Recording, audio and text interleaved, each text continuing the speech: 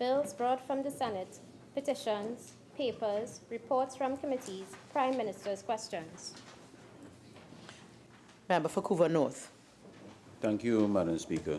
On behalf of the member for Couva North to the Honourable Prime Minister, question number 1. In light of the growing dissatisfaction by residents who will be directly affected through the expansion of the ANR International Expansion Project, could the Honourable Prime Minister state whether his government intends to have urgent consultation with the Crown Point Bon Accord residents on the issues affecting them? Prime Minister. Madam Speaker, the only useful phrase in this question is growing dissatisfaction. There is no growing dissatisfaction with respect to the residents in this area. What exists is a request by the residents for further information and clarification of the government's development program in the area.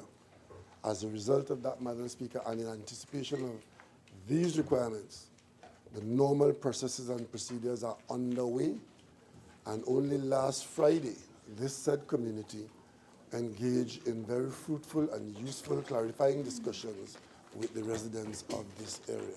So the question is null, void, and of no effect. Supplemental, member for Couva South.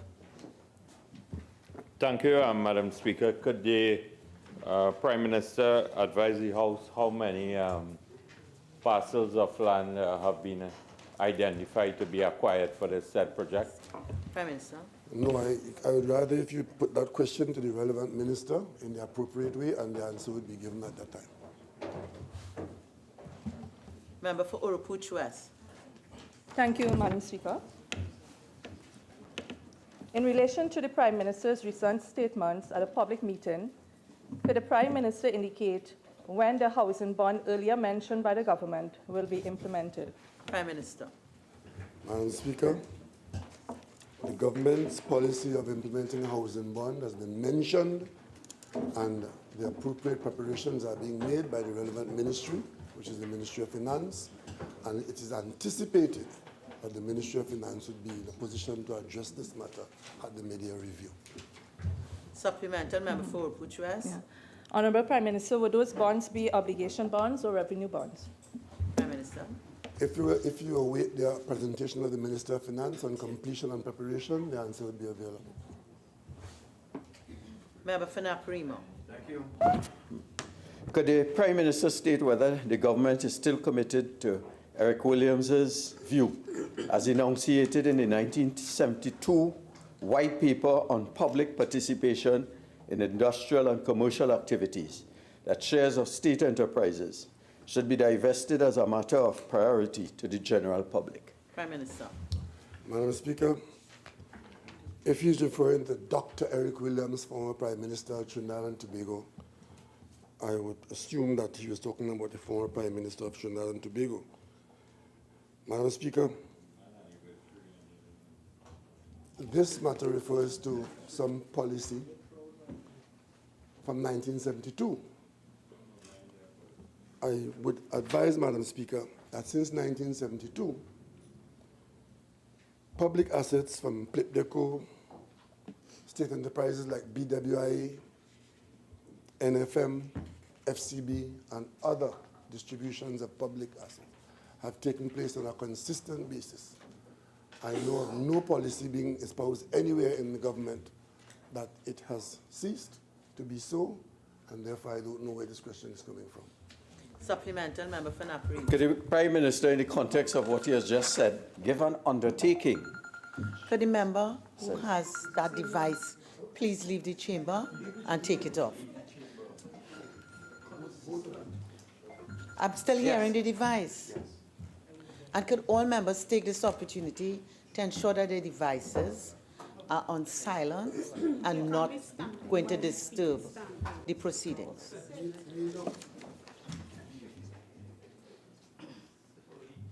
Member for Tabakit.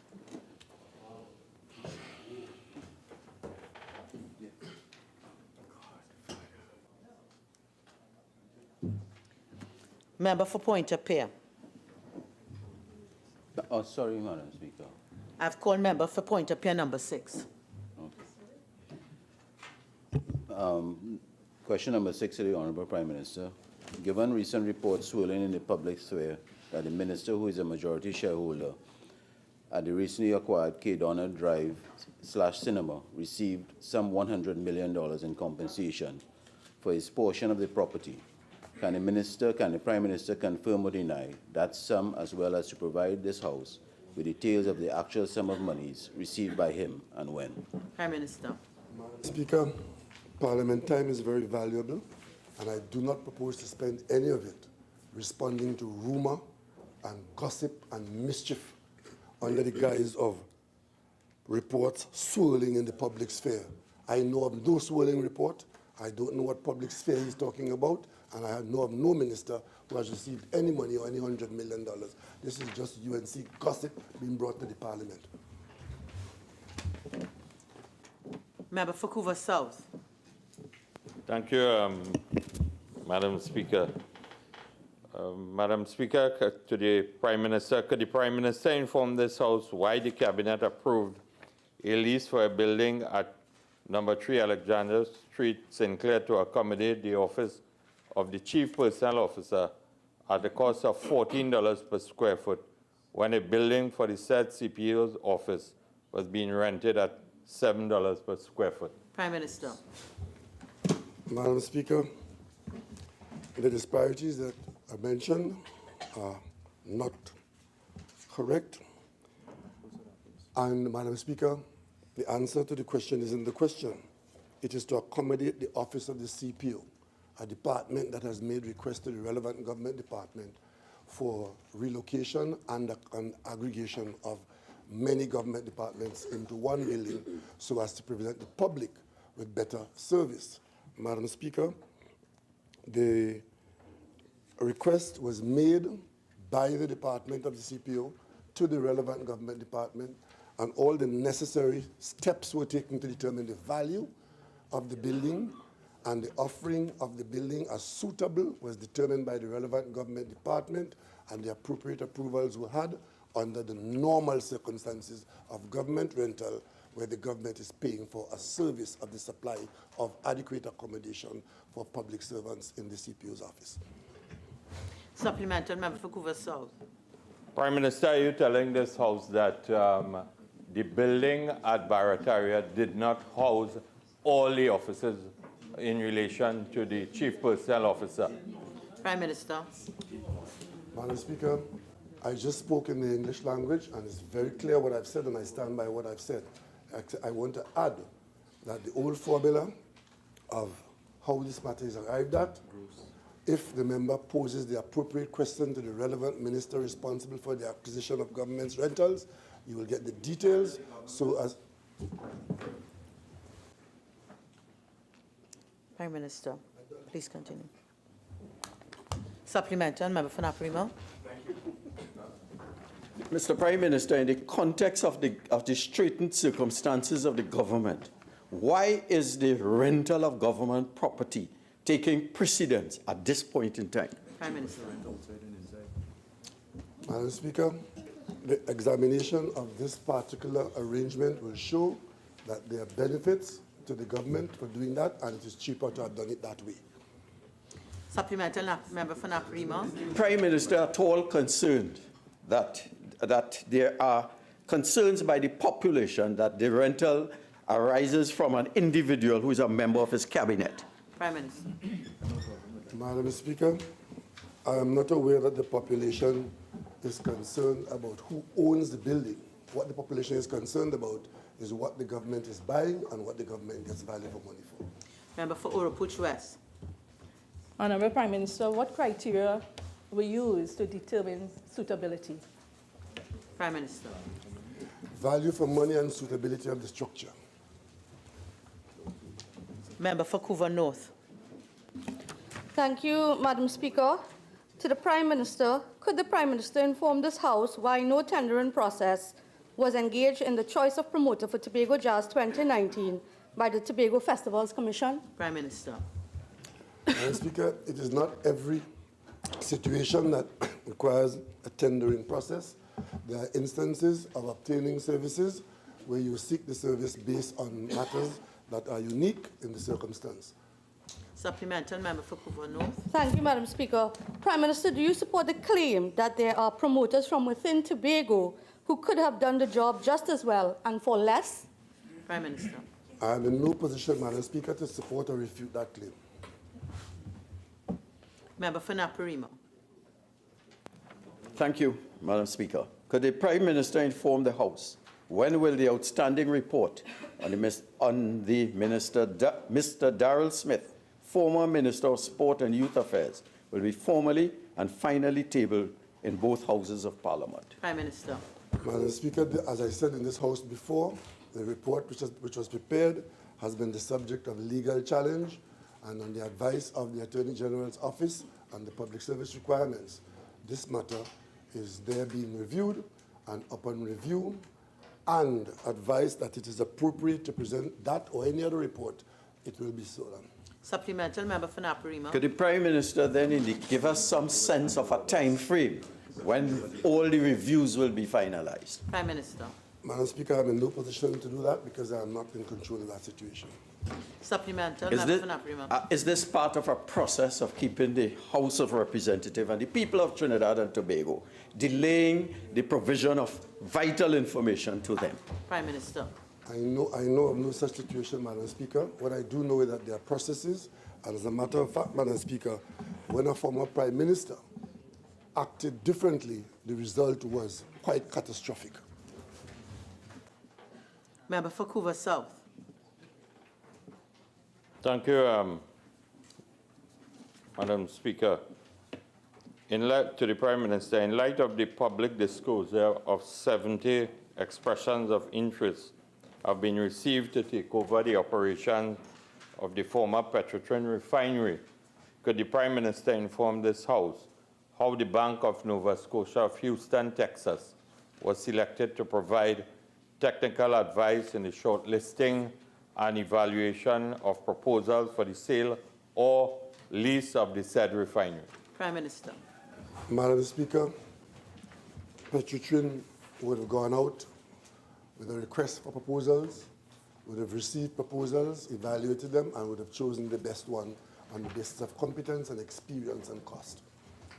Supplemental member for Naparimo. Thank you. Mr. Prime Minister, in the context of Dr. Williams's white paper on public participation in industrial and commercial activities, was any consideration or is any consideration being given to divestment to the general public in this regard? Prime Minister.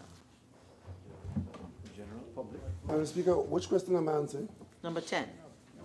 Are you talking about divestment? Madam Speaker, number 10 is about how the Bank of Nova Scotia Houston was selected. I don't. What is the question?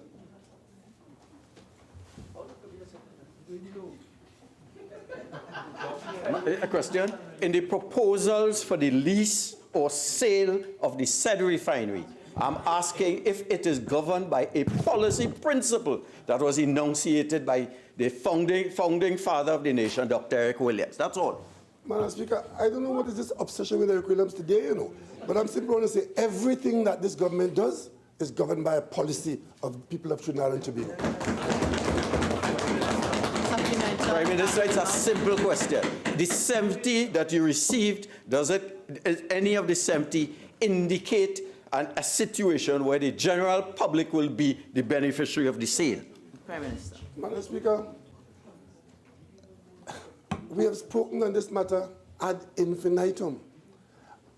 All that has happened is that a request for proposal has been put out so that Petrotrin can have adequate technical ability to assess those who are offering to use the refinery.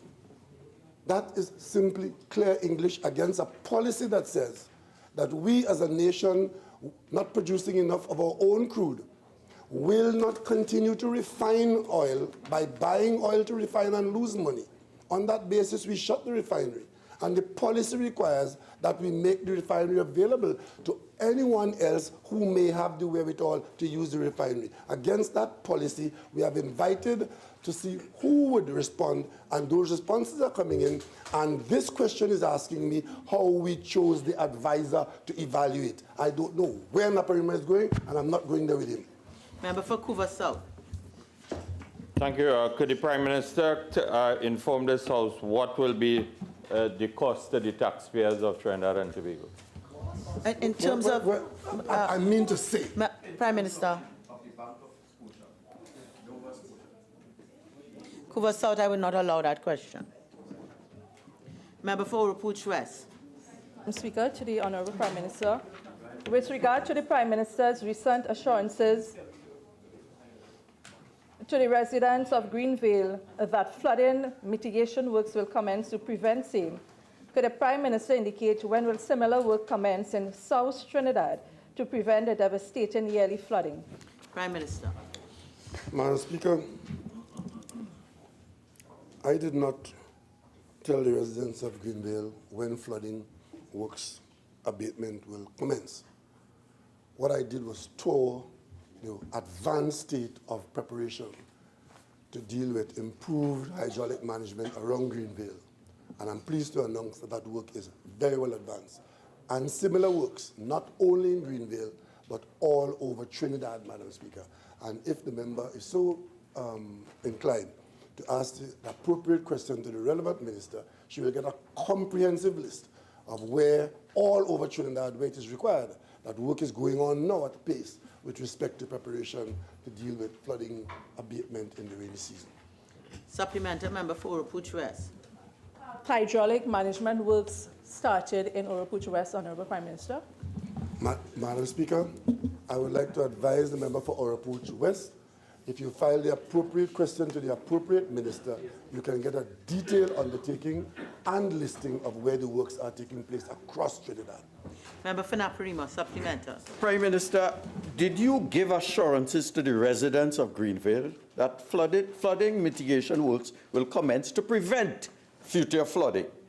And the question I'm asking from the residents of Naparima and Barkpore is, are you as Prime Minister willing to give assurances to the citizens resident in Barkpore? So, member for Naparima, the first question, as I understand it, was already asked and answered. So, the question that I'm going to allow is the Prime Minister prepared to give assurances to the members? Yes. Prime Minister. Madam Speaker, I will give the assurance that the Ministry of Works and its departments will make every effort to treat with all situations within the affordability and availability of effort to ensure that we mitigate flooding and abate the effects of flooding across Trinidad and Tobago. Member for Tabaquite. Thank you, Madam Speaker. On behalf of the member for Tabaquite, question number 12 to the Prime Minister. Since the government has been speaking about the highway to Toco to facilitate transport by ferry from Toco to Tobago, could the Prime Minister inform the House whether any feasibility or plans have been done for the construction of the port facilities in Toco? Prime Minister. Madam Speaker, the plans that are underway include the preparation of the improvement of the roadway to Toco and the EIA with respect to the port establishment in Toco Bay. Madam Speaker, the feasibility that we have done is to talk directly to the people of Garniver, Toco, Matlot, Kumana, Rampanalgas, San Grande, all of whom, by public mandate, have authorized this government to improve their physical infrastructure and to bring them into the economy of Trinidad and Tobago. Supplemental member for Naparima. Mr. Prime Minister, has the government done an economic feasibility study? And if so, what is the return on the investment? Prime Minister. Madam Speaker, this is not a matter of return of investment on actual dollars and cents, Madam Speaker. It is a matter of creating the infrastructure, and for which extensive studies are available, showing that this part of the country is the part of the country which has the lowest earnings, the lowest opportunities for economic advancement, and that the studies have shown is as a result of poor infrastructure and underutilization of the assets of the area. We need no further investigation. Supplemental member for point of order. Madam Speaker, Prime Minister, based on what you had said about the extensive discussion with residents of Grand Riviera, etc., could the Prime Minister give a start date when the port will start in Toco? Prime Minister. Madam Speaker, anyone hearing that we are now doing the environmental impact assessment and asking for a date of this port start, the startup of the port, is just being mischievous. Madam Speaker, I cannot subscribe to that mischief. Member for Naparima, supplemental. Prime Minister, is it true that you are reported as saying in the past that the expenditure in Tobago and the road to Toco is a waste of time and effort? And if that is correct, what has changed? Member, one. The question is, what has changed to justify the change in your views? Okay, so wait, 1 minute, please. The first thing is an assertion, it's a question. Assertion and a question. Prime Minister. Madam Speaker, I'm not prepared to respond to any assertion from the member for Naparima who is being purely mischievous. Member for Naparima, supplemental. Is the Prime Minister saying that you never made a statement that our highway to Toco is a waste of time and money? Madam Speaker, I am not aware of any statement made by me that the highway to Toco is a waste of time, because I have never heard of any highway being advanced for Toco. What I heard of sometime under the group that is on the other side is the building of a port in Toco, and that did not carry with it any road upgrade as we are doing now. What it did was stimulate a land grab in the village of Toco, which was objected to at the time by the people of Toco.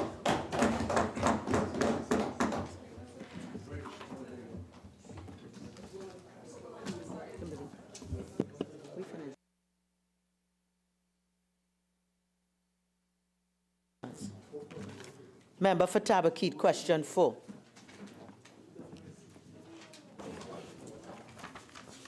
Question 4. Huh? Oh. Question. Is it that you're vacating the questions, No, Whip? no. Oh, Thank you, Madam Speaker. Question number 4. Could the Honourable Prime Minister inform the House what is the estimated cost of dredging the port to facilitate the accommodation of the Jean de la Villa, which is scheduled to service the sea bridge by the member of Tabaquite? Prime Minister. Madam Speaker, these engineering assessments are currently being made, and as soon as that figure is available and the work is done, this House can be so advised with the appropriate question being filed. Member for Tabaquite. Thank you, Madam Speaker. Question number 5 on behalf of the member for Tabaquite. Could the Honourable Prime Minister provide the House the cost of leasing the ferry, known as the Jean de la Villa, including the crew, costs and supplies, as well as the costs associated with securing the same ferry from its current location to Port of Spain? Prime Minister.